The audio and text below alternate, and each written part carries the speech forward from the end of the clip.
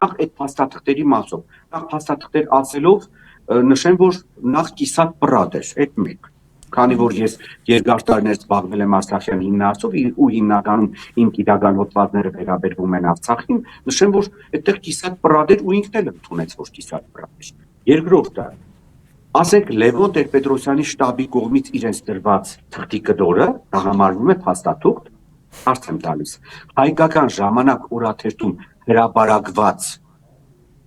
ինչ որ քաղաքական գործ չի, լավ, Լևոն Տեր-Պետրոսյանի, ինչ որ չէ, Լևոն Տեր-Պետրոսյանի շտաբի կողմից իրեն տրված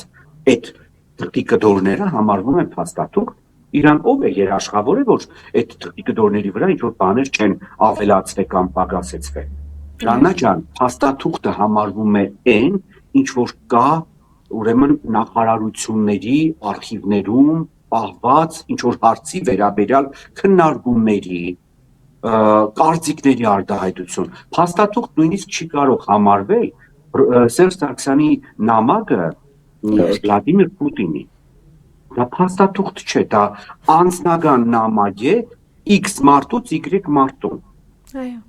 Փաստաթուղթ նաև չի կարող համարվել Ազատություն ռադիոկայանի տեսանյութը կամ հրապարակած նյութը, լավ, ում է սա հիմարի տեղ դրել, ինքը հիմար լինելով։ Գյումրեցին ասում է, էշը ինքն է խոտը մեր դեմն է դնում, այ ողորմելի։ Ասում է ազգային ժողովից, ասում էքի վեստի վերաբերյալ փաստաթղթեր չկա, այդ չկա, դու նոր ես իմացել չկա, 7.5 տարի է վարչապետ ես, չկար, նախ ես շատ խիստ կասկածում եմ, որ չկա, սուտ է, որ չկա, բայց լավ, եթե չկա, ենթադրենք 1%-ով, որ սա ճիշտ է խոսում։ 7.5 տարվա մեջ ով էր անգարում, որ տեսպանիտ միջոցով դիմեիր Ամերիկայի Միացյալ Նահանգների դեպարտամենտ եւ պաշտոնական բանով խնդրանքով ուզենայր այդ ուրեմն քիվեստյան փաստաթղթերը պետ դեպարտամենտից ով էր բանանում։ Ես ավելին ասեմ, ես համոզված եմ, որ մեր արտգործնախարարության արխիվում էլ քիվեստյան բանակցային գործընթացի վերաբերյալ փաստաթղթերը կան եւ ոչ միայն հայերեն, նաեւ անգլերեն լեզվով փաստաթղթ կա։ Pričացեմ, որ Ամերիկայի Միացյալ Նահանգների պետդեպում այդ փաստաթղթերը անգլերեն օրիգինալ տարբերակով լրիվ դրված են։ Եվ անհրաժեշտության եւ խնդրանքի պարագայում համոզված եմ, որ այդ փաստաթղթերը Երևանում կլինեին մեկ ամիս հետո։ Դրանք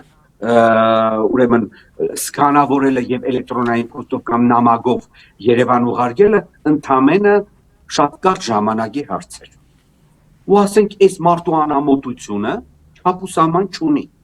Անցնենք հրապարակած փաստաթղթերին։ Ուրեմն 2019 թվականի հրապարակած փաստաթղթով Նիկոլան Հողը ապացուցեց այն, ինչ որ ինքը նախկինում ասել է։ Այն, որ 2019 թվականի ապրիլ ամսին ազգային ժողովի կուլիսներում հայտարարեց, որ ինքը ոչ մի ժառանգություն չի ստացել նախկիներից բանակցային գործընթացի պահով, եւ ինքը բանակցում է իր սեփական կետից, եւ երկրորդը մայիս ամսին նույն 2019 թվականի,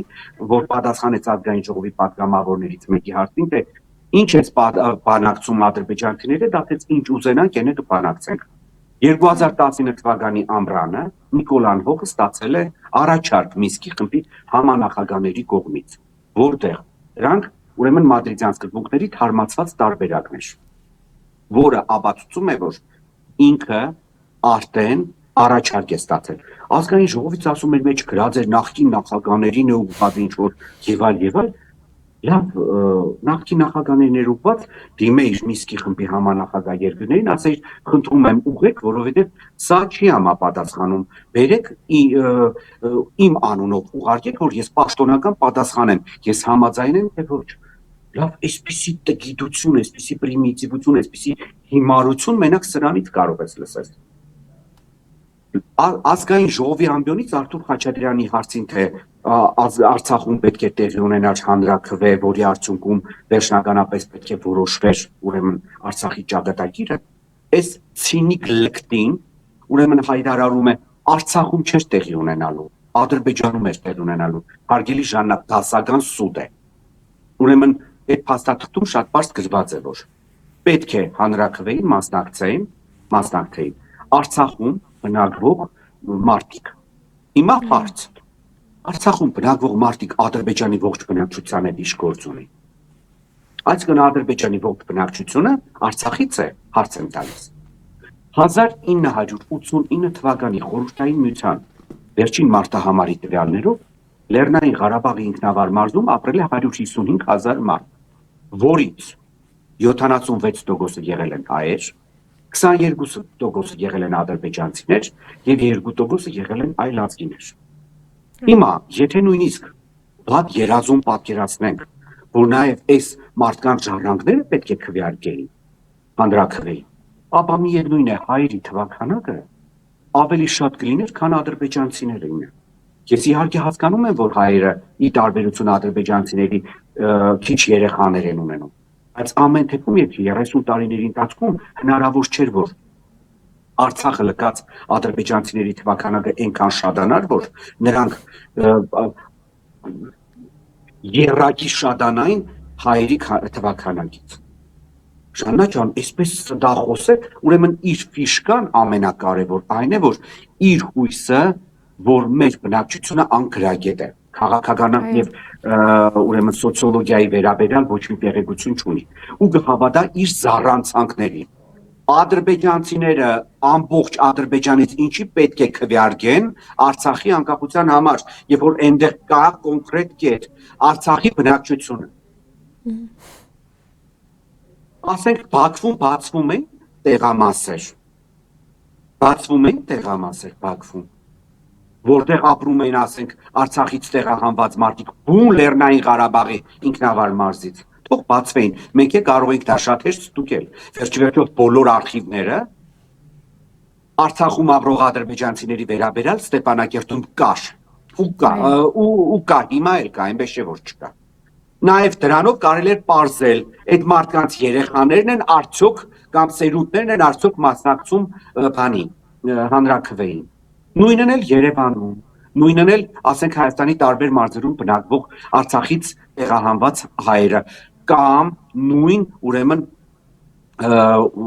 Մոսկվայում կամ Ռուսաստանում ով է ասել որ եթե ասված է Արցախում բնակվող մարդիկ ապա դա նշանակում է, որ այլ երկրներում բնակվող արցախցիներն էլ կարող էին մասնակցել այդ ամեն ինչի։ Ասենք ում է սա հիմարի տեղը։ Եվ այս մեթոդներով սա խափում է, այնպես որ մեր ժողովուրդը պետք է մեկ բան գիտենա, նախ լրատվամիջոցներում հրապարակված տեղեկությունները պաշտոնական տվյալներ չեն, փաստաթղթեր չեն, ոչ Ազատություն ռադիոկայանի, Նյուտն է պաշտոնական տեղեկություն, ոչ հայկական ժամանակում հրապարակված Նյուտն է ինչ-որ քաղաքական գործչի շտաբից իրենց տրամադրված թուղթը։ Ես էլ հիմա կարող եմ իմ գիտական հոդվածը տալ ինչ-որ թերթի, ասեմ, խնդրում եմ հրապարակեք։ Իհարկե։ Իմ գիտական հոդվածը ավելի լուրջ հիմքեր կունենա, որտեղ ես հղումներով եմ դա անում։ Քան ասենք Նիկոլի թերթում հրապարակված ինչ-որ մեկի շտաբից տրամադրված փաստաթղթեր։ Բայց ամեն դեպքում հարգելի Ժաննա, ոչ իմ տվածը, ոչ էլ մյուսը չի կարող համարվել պաշտոնական փաստաթուղթ, որտեղ պաշտոնական փաստաթուղթը պահվում է միայն համապատասխան կառավարության ենթակա ստորաբաժանումների արխիվներում։ Ասում եմ եւ Ջիվեստի վերաբերյալ Ազատություն ռադիոկայանի Նյուտն եմ դրեք, գնացեք, կարտացեք, այ ես բան։ Եվ այս ծևի է երկիրը ղեկավարում եւ բացի դրանից հարգելի Ժաննա 19 թվականի այդ ուրեմն առաջարկը Նիկոլը ներկայացրելով մի հատ չասեց, ինքը հիմա մերժել է թե անպատասխան է թողել։ Եվ եթե դուք ժամանակագրական առումով դնում եք գործընթացները, տեղի ունեցած գործընթացները, դուք տեսնեք, որ դրանից անմիջապես հետո, մեկ ամիս հետո, Նիկոլան Հողը օգոստոսի 6-ին 19 թվականի գնում է Արցախ եւ Արցախի մայրաքաղաք Ստեփանակերտի վերածննդի հրապարակում, որ գրում է Արցախը Հայաստանը եւ վերջ։ Սա նշանակում է հետեւյալը. մենք հրաժարվում ենք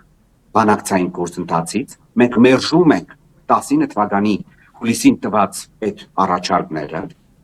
եւ մենք դուրս ենք գալիս բանակցային գործընթացից,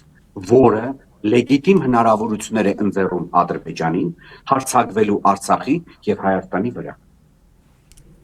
Գիտեք, այդ անասունությունը, որ սրանք արդաբերում են, ես լսել եմ այդ Քայլիստ դավաճանաբողմակի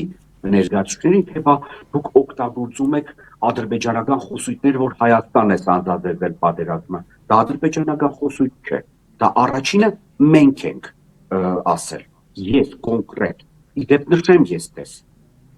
ես այդ մասին գրել եմ 2019 թվականի օգոստոսի 6-ին իր ելույթից ընդամենը 15 րոպե հետո, որ այս հայտարարությամբ Նիկոլը քանդում է ողջ բանակցային գործընթացը եւ թույլ է տալիս Ադրբեջանին, լեգիտիմ հնարավորություններ է տալիս Ադրբեջանին հարձակվելու Արցախի վրա։ Facebook-ը կա, պատմություններն էլ պահպանված են, բոլորը կարող են ցանկացած ոք մտնել ու նայել։ Իհարկե։ Պարոն Համբարյան, իսկապես երկրորդը կներեք։ Հիմա հարց։ Ամենակարևորը Ադրբեջանը, եթե այս բոլոր գործընթացները պատկերացրեք, նայեք, Նիկոլը ազգային ժողովի ամբիոնից հայտարարում է, որ ողջ Ադրբեջանը պետք է մասնակցեր Արցախի հանրաքվեին։ Ճիշտ է, այդպես է հայտարարել։ Հիմա հարց Նիկոլին, եթե ողջ Ադրբեջանը պետք է մասնակցեր այդ հանրաքվեին, Ադրբեջանը ինչի մերժեց, ինչի սկսեց պատերազմը։ 11 միլիոն ադրբեջանցի կմասնակցեին հանրաքվեին,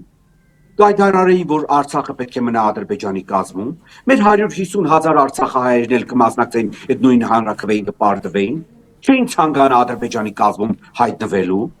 դուրս կգային այդտեղից, որտեղ Ադրբեջանի կազմում հայերը չեն կարող ապրել ոչ մի ձևաչափով,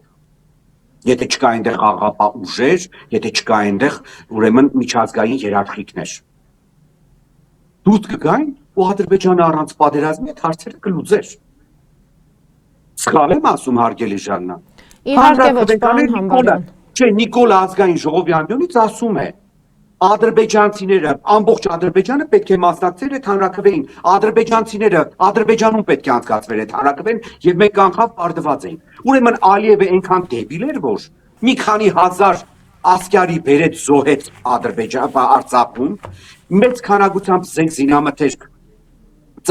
մի քանի միլիարդ դոլարի ծախսեց այդ պատերազմին, որ մեզ հաղթի, ինքը իտակ, ինչպես Ռուսաստանում կհաղթեր, ինչ էր եղել։ Հանրաքվեյով մեր ձեռքից Արցախը կվերցնեին առանց որևէ պատերազմի, առանց որևիցե բանի, կորուստների։ Իրենց համար, հələ ես մեր մասին մի կողմ եմ դնում։ Ես ուզում եմ ադրբեջանցիների տեսանկյունից այս ապուշությունը մեկնաբանել։ Այսինքն Նիկոլ անհողը ազգային ժողովի ամբիոնից ասում է, որ Ալիևը դեբիլ էր։